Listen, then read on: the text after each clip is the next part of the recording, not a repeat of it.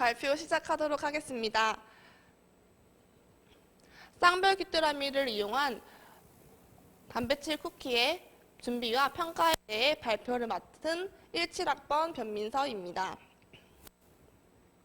국제식량농업기구는 세계 인구가 증가함에 따라 현재보다 2배 이상의 식량이 필요할 것으로 예상하였고, 그에 따라 미래 대체 식량으로 곤충을 지목하였습니다.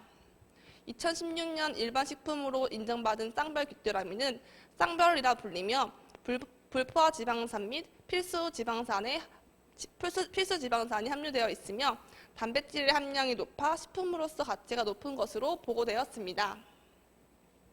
따라서 본 연구에서는 쌍별 귀뚜라미 유충 분말을 이용하여 쿠키 레시피를 개발하고 품질을 파악하였습니다. 다음은 인트로덕션입니다. 인간의 삶의 질이 높아짐에 따라 건강에 대한 소비자의 관심이 높아지고 있습니다. 단백질은 에너지의 주요 공급원으로 매우 중요합니다. 이러한 중요한 단백질의 주요 공급원인 육류는 최근 여러 가지 문제가 대두되고 있습니다. 따라서 그 대안 중 하나로 식용곤충이 제시되고 있으며, 그중 쌍별 귀뚜라미는 영양학적으로 가치가 높은 것으로 평가되었습니다. 하지만 기존까지는 쌍별 귀뚜라미를 체계적으로 응용하거나 적용시킨 자료가 많이 없었습니다. 따라서 본 연구에서는 쌍별 귀뚜라미를 이용하여 쿠키를 제조하고 품질을 평가하였습니다. 다음은 메테리얼과 메소드입니다. 메테리얼은 쌍별 귀뚜라미로 분말화한 후 탈취하여 이용하였습니다. 또한 쿠키의 최적의 레시피를 만들기 위해 밀가루, 곤충 파우더, 그리고 버터와 쇼트닝의 비율을 조정하였으며, 그 결과 쌍별 귀뚜라미의 분말을 12.4%, 유지를 12%를 넣어주는 것이 가장 최적화임을 알 수 있었습니다. 다음은 프로세싱의 결과입니다. 프로세싱 과정입니다. 다음과 같은 절차를 걸쳐 쿠키를 제조해 주었고, 쌍별이 프로세싱 같은 경우에는 세 번째 믹싱 과정에서 분말화된 쌍별을 넣어 첨가해 주었습니다. 다음으로 일반 성분 분석은 수분은 상압과열 건조법, 조단백질은 킬달법, 조지망은 속실내 추출법, 회분은 550도 회화법으로 진행하였습니다. 또한 경도와 색도는 각각 측정해 주었고, 쿠키 퍼짐성 지수는 직경과 두께의 비인 아래와 같은 공식을 이용하여서 구해주었습니다. 마지막으로 관능 평가는 식품생명과학과에 재학 중인 20명의 학생을 대상으로 진행하였습니다. 다음은 결과입니다.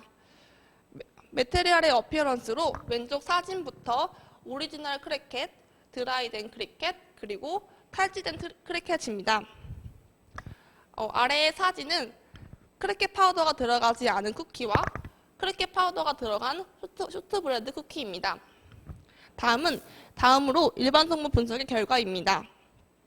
일반 쇼트브레드 쿠키에 비하여 크래켓 파우더가 들어간 쿠키의 조단백질의 함량은 높고 조지방의 함량은 낮음을 알 수 있었습니다. 다음으로 색도와 경도의 결과값입니다. 색도 같은 경우에는 크래켓 파우더가 첨가됨에 따라 A값은 증가하는 반면 L값과 B값은 감소하는 경향을 볼 수 있었습니다. 또한 경도에서는 분말이 첨가됨에 따라 하드니스가 증가함을 알 수 있었습니다. 다음은 지름과 높이, 부피와 무게, 그리고 퍼짐성의 결과입니다. 아래의 도표와 같이 큰 차이가 없음을 알 수 있었습니다. 마지막으로 관능평가의 결과로 오버롤 퀄리티에서 7점 만점 중에 5점의 점수를 얻을 수 있었습니다. 마지막으로 디스커션입니다. 기존의 쌍별 귀뚜라미를 가지고 쿠키를 만들어서 체계적으로 조사한 것이 없었습니다. 따라서 쌍별 귀뚜라미 파우더를 가지고 쿠키의 제조 및 품질을 평가하였으며, 그 결과 일반 쿠키에 비하여 단백질 함량은 높고 지방의 함량이 낮음을 알 수 있었습니다.